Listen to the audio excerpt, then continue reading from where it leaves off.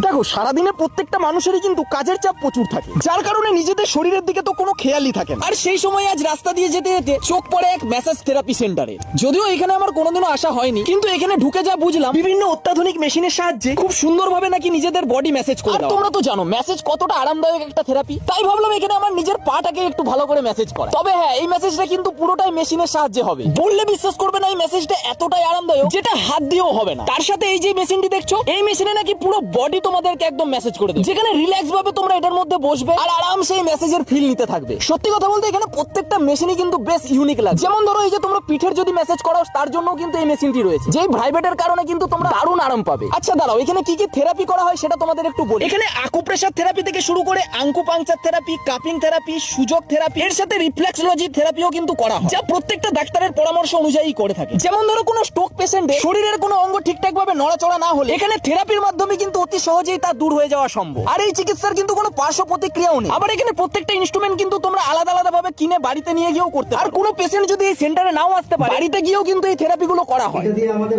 শরীরে পুরো মাসাজ করতে পারি।